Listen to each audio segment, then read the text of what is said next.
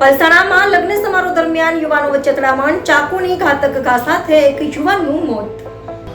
સુરત જિલ્લાના પલસાણામાં લગ્ન સમારોહ શોકમાં ફેરવાઈ ગયો. જ્યારે મિત્રો વચ્ચે ડીજે પર નાચવા મુદ્દે વિવાદ થયો. આ વાદ વિવાદ હિંસક સ્વરૂપ ધારણ કરતા એક જૂથના યુવાને બીજા યુવાન પર ચાકુ વડે હુમલો કર્યો. રવિ નામના યુવાનને ગંભીર રીતે ઈજા પહોંચતા તેણે ઘટના સ્થળે જ જીવ ગુમાવ્યો. હુમલો કર્યા બાદ આરોપી ફરાર થઈ ગયા. આ સમગ્ર ઘટના પલસાણા તાલુકાના જોડવા આરાધના પાસે બની હતી. પલસાણા પોલીસ તાત્કાલિક ઘટના સ્થળે પહોંચી મૃતદેહને પોસ્ટમોર્ટમ માટે મોકલી આગળની કાર્યવાહી શરૂ કરી. પોલીસે ફરાર આરોપીઓની શોધખોળ હાથ ધરી છે. આ ઘટના ફરી એકવાર યુવાનોમાં વધતા હિંસક વલણને લઈને ચિંતાજનક બની છે.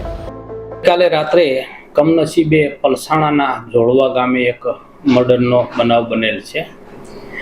બનાવની હકીકત એવી છે કે તુષાર દેસલે કરીને જોડવા ગામમાં રહે છે.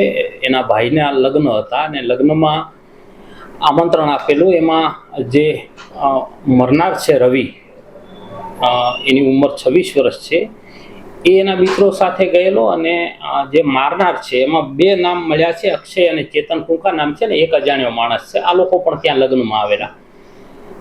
એ દરમિયાનમાં એમને કંઈક ડીજેમાં નાચવામાં ઝઘડો થયેલો અને બાદમાં બિલકુલ ઘરની સામે જ, આ તુષારના ઘરની સામે રામેશ્વર મંદિરનો ચોક પડે છે, એ ચોકમાં એ લોકો ભેગા થઈ ગયેલા.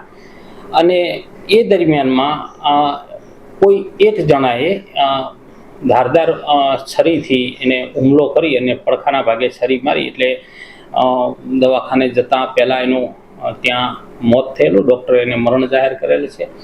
અત્યારે એક આરોપી શકબંધ છે અને રાઉન્ડ અપ કરેલો છે, અને બાકીની 3 અલગ અલગ ટીમો બનાવી અને આરોપીને શોધવા માટે તજવીજ ચાલુ છે. આરોપીઓ સુરત સિટીના છે એવું અત્યારે જાણવા મળ્યું છે, અને અહીં લગ્નમાં આવેલા હતા અને એ દરમિયાનમાં ઝઘડો થયેલ છે. અત્યારે તપાસ પીઆઈ કરી રહ્યા છે અને આરોપીની શોધખોળ ચાલુમાં છે.